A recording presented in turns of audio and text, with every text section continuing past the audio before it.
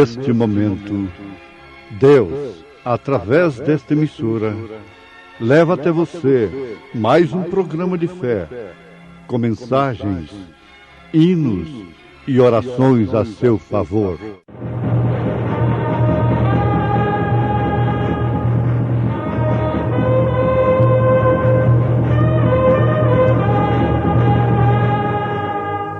Fé para vencer.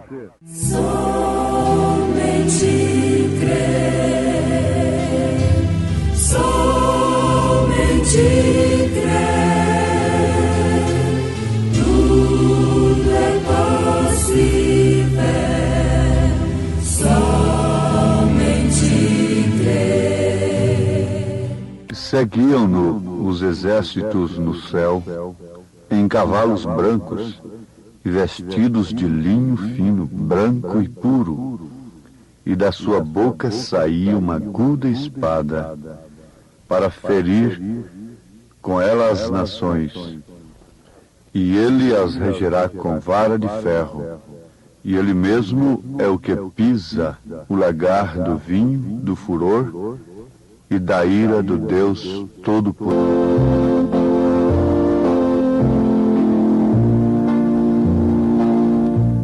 Cristo é o refúgio certo. Quando Jesus Cristo é apresentado como Salvador, como refúgio, como abrigo verdadeiro, devemos nos lembrar que nós só podemos encontrar este Salvador, este abrigo certo, na palavra de Deus. É necessário que tenhamos uma fé dada pelo próprio Deus na sua palavra. E além disso, que Deus aceite aquela fé que Ele próprio nos deu em sua palavra. Ele deu a fé a Abraão e depois Ele deu um sinal a Abraão que havia aceitado a sua fé. Muitas pessoas têm fé na palavra, mas não têm o sinal de que Deus tem aceitado a sua fé. Isso é o batismo do Espírito Santo. Se você vive através da Bíblia, Deus viverá através de você. Resultado: o seu espírito nunca discorda com o que Deus disse. Agora, se o seu espírito discorda com o que Deus diz, então você não está vivendo através da Bíblia. E se você não está vivendo através da Bíblia, Deus não está em você. Você não está no abrigo seguro. Você não está em Cristo Jesus. Se o seu espírito discorda com as Escrituras, começando pelo seu batismo, conforme os apóstolos obedeceram Mateus 28, 19, isso prova que você não está na Bíblia. E se você não vive através da Bíblia, Deus não vive através de você. Se o seu espírito discorda quando a Bíblia diz que devemos vestir com pudor, com honestidade e demais coisas na ordem da igreja, se o seu espírito discorda e busca interpretações que facilite, que combine com a sua concupiscência, com seus próprios pensamentos, isto prova que Deus não vive através de você. Isto porque você não está vivendo através da Bíblia. Nós temos outra coisa profunda. É que um pequeno desvio da palavra é um passo fora de Cristo. As pessoas vivem cantando e testemunhando que amam a Deus. Mas veja o que acontece com elas. Elas vão à igreja, se são pentecostais, elas gritam, regozijam, cantam e têm um grande tempo emocional.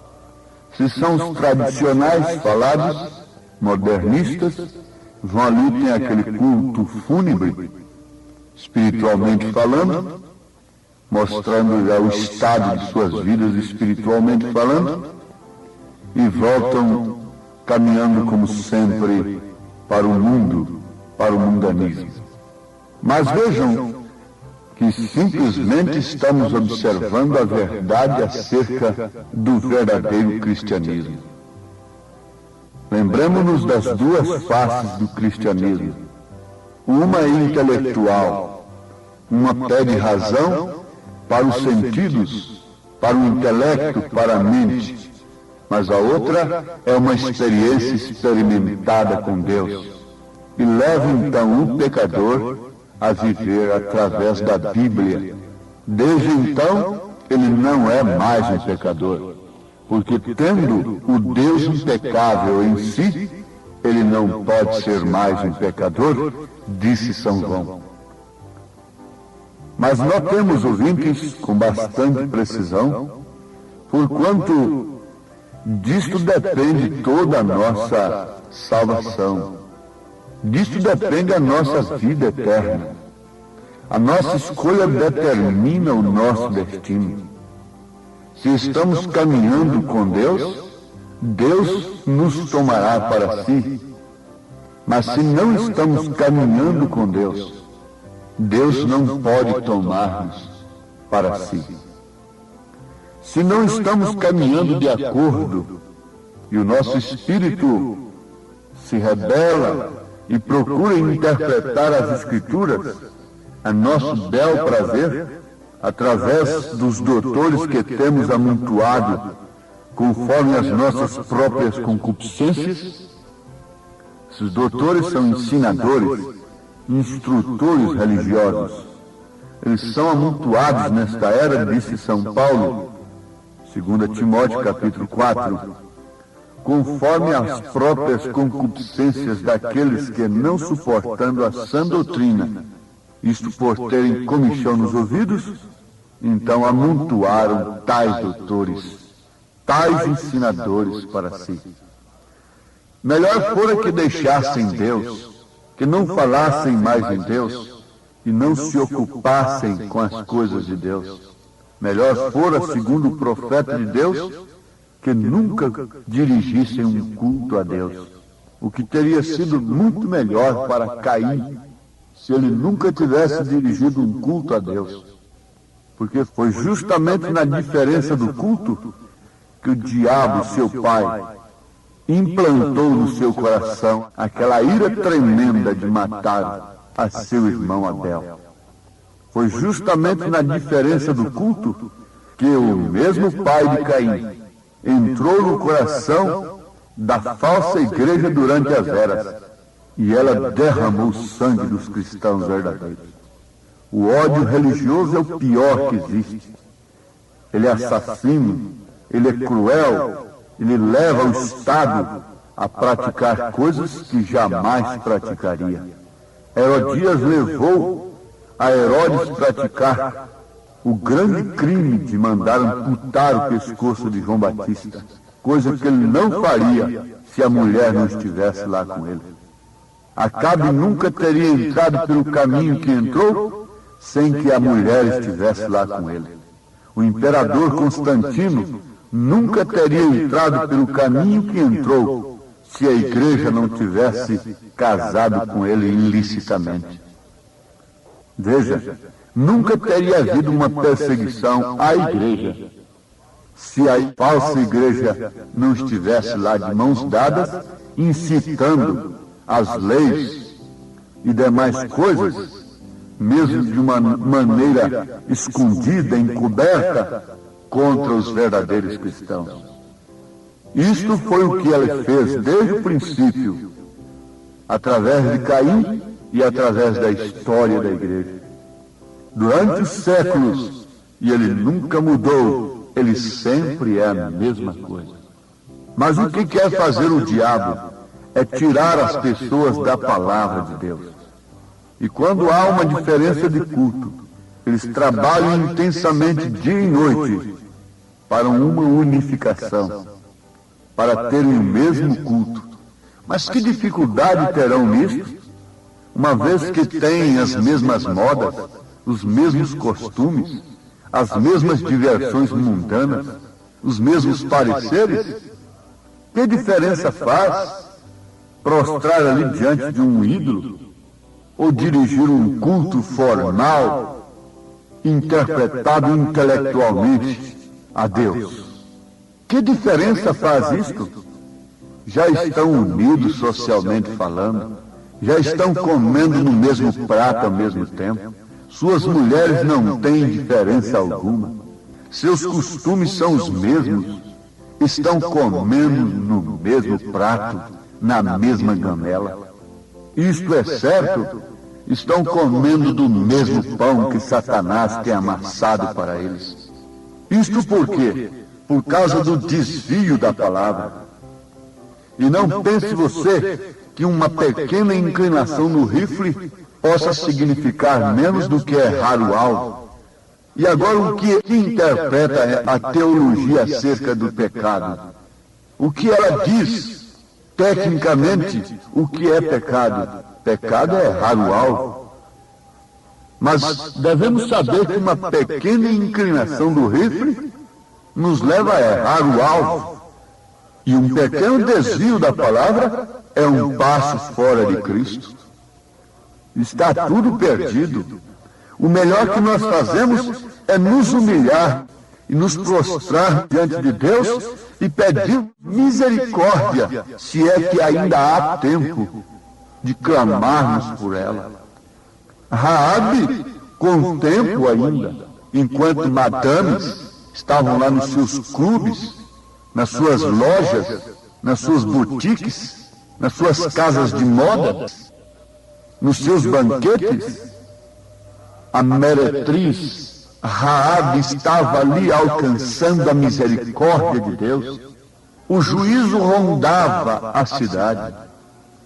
E as muralhas que eles haviam levantado ao redor daquela cidade, pensando que com aquilo eles estavam muito seguros, ruiriam e elas próprias cairiam sobre eles, as massacrariam. Isto é certo. Essa barreira, estas muralhas que eles têm levantado, têm se tornado em juízo para eles, têm destruído a si próprios. Mas o bom, que em tempo nós clamássemos, somente mais uma vez, Senhor, como Sansão clamou. Sansão clamou somente uma vez mais, Senhor, que eu morra para estas coisas que eu não vejo já há algum tempo, que eu morra para tudo isto que antes me embelezou e me engraçou, que eu morra para essa beleza de Dalila, para essa aparência sensual, atraente. Dalila representa a igreja atraente, de seios agudos, de poder, de astúcia. Mas Sansão perdeu a visão daquela sensualidade, teve os seus olhos furados, perdeu a sua força na verdade, e oxalá que a força de todos acabasse totalmente, e que eles não pudessem fazer nada mais, em nome de Jesus Cristo, que eles não pudessem curar o enfermo, e nem tampouco pedir um testemunho para fazer uma propaganda de si mesmos em torno da cura divina. Oxalá que perdessem as forças e caíssem em perfeita debilidade. Ninguém pode sentir o desvio da sua espinha antes de pegar um peso. Ninguém pode sentir o desvio da sua espinha antes de sentir as dores. Ó igreja, quando você vier a sentir o desvio da sua espinha dorsal, não seria tarde demais? Na hora de pegar o peso, as provas, as lutas e vencer a Satanás pelo poder da palavra, você está sem espinha, você está sem espinhaço, para combater o pecado e para expulsá-lo no nome do Senhor Jesus Cristo. Você pode expulsar demônios, pode expulsar enfermidades, das pessoas, mas não pode expulsar de si mesma. Isso aí vem a cumprir justamente aquilo que Paulo disse, combatendo os ídolos e cometendo sacrilégios. Mas saibam todos que esta palavra que o mundo corre dela hoje, a julgará naquele dia. E vi o céu aberto, e eis um cavalo branco, e o que estava sentado sobre ele chama-se Fiel e Verdadeiro, e julga e peleja com justiça, e os seus olhos eram como chama de fogo, e sobre a sua cabeça havia muitos diademas, e tinha um nome escrito que ninguém sabia senão ele mesmo, e estava vestido de uma veste salpicada de sangue, e o nome pelo qual se chama é a Palavra de Deus. E seguiu-no os exércitos no céu, em cavalos brancos, e vestidos de linho fino, branco e puro, e da sua boca saía uma aguda espada para ferir com ela as nações, e ela as regerá com vara de ferro, e ele mesmo é o que pisa o lagar do vinho do furor e da ira do Deus Todo-Poderoso, e no vestido e na sua coxa tem escrito este nome: Rei dos Reis e Senhor dos Senhores. Apocalipse 19, versículo 11 e 16. Oh, que desfile, que cortejo, que pujança!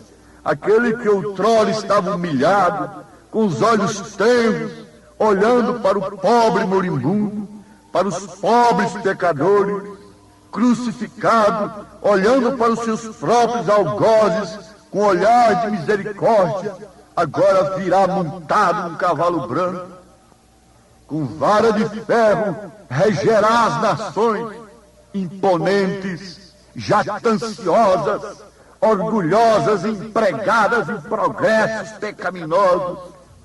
Para progredir tem que passar por cima da palavra de Deus, tem que negar a palavra de Deus. Então esse progresso é diabólico. Para progredir tem que desrespeitar a fé das moças e dos moços que querem viver para Cristo. Para progredir tem que se sujeitar à imundície, ao pecado, à vulgaridade. Oh, nações, vocês serão regidas com esta mesma palavra que vocês fogem dela hoje e a odeiam. Aqueles que têm vivido a palavra de Deus julgará todas as nações que têm a rejeitado. Vocês têm amontoado doutores para si, intérpretes das Escrituras para si, esquecendo-se de quem é o verdadeiro intérprete das Escrituras. Quem é o verdadeiro intérprete da palavra? É o próprio Deus. Deus é seu próprio intérprete. Quando os americanos estavam assassinando os índios, acabando com tudo aquilo, com o búfalo, e destruindo tudo para progredir, o que fizeram eles? Amontoaram doutores, teólogos para dizerem que índios não tinham alma, que o índio não tem alma, e por isso podiam ser mortos como bichos. Isto é certo, a história não nega, não estamos afetando a quem quer que seja, estamos mostrando o que é o pecado e suas consequências. O desvio da palavra de Deus tem levado homens grandes e pequenos, tem levado nações ao grande abismo. O desvio da palavra de Deus, a rejeição da palavra de Deus, levou Nabucodonosor com todo o seu reino de ouro a pique, a comer com os animais do campo como bicho. E mais do que isso, para o inferno. O desvio da palavra de Deus levou o mundo civilizado antes de Noé a um total juízo, dilúvio. O desvio da palavra de Deus levou os tradicionais da lei de Moisés a trair o juízo sobre si e sobre os seus filhos, os judeus sendo feitos sabão de judeus. Gana de homens contra os judeus, mas se esquecem que eles clamaram: caia sobre nós o seu sangue, sobre os nossos filhos. Aquilo foi o desvio da palavra, não reconhecer o dia, sua palavra e sua mensagem. E o desvio da palavra nesta era atrairá o fogo. Disse São Pedro: isso aqui não sou eu quem estou falando, é a Bíblia Sagrada, a qual vós temeis. Podem fugir dela, perseguem-na, mas um dia ela virá como vara de ferro, saindo da boca do seu próprio autor, e julgará todas as nações. Apocalipse 19, versículo 11 e 16. Deus os abençoe e que vocês, todos ouvintes, se escondam na misericórdia de Jesus enquanto há tempo. Amém.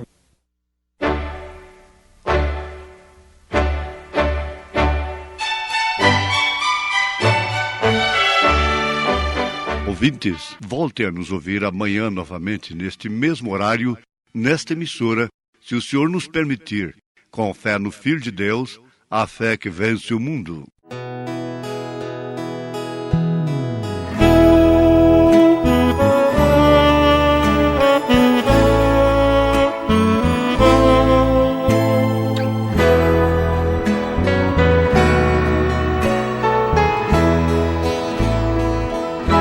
Mais perto do céu azul estão as estrelas mil, porém das estrelas mais perto está o sol da areia da praia, mais perto está o mar, porém mais que meu Jesus de mim ninguém perto está. É o único amigo que não me despreza quando estou contente ou triste a chorar. Por isso eu insisto nos meus versos que a gratidão produz. De mim ninguém perto está, como está Jesus.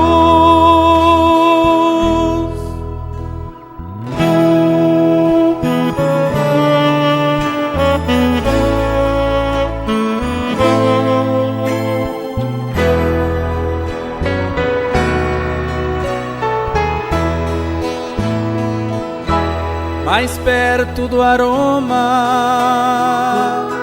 está o que tem pra dar, porém mais do que o que tem está quem quiser buscar.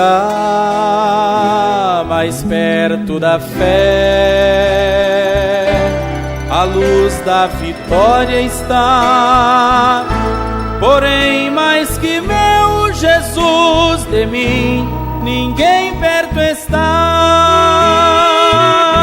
É o único amigo que não me despreza quando estou contente ou triste a chorar. Por isso eu insisto nos meus versos que a gratidão produz. De mim ninguém perto está, como está Jesus. De mim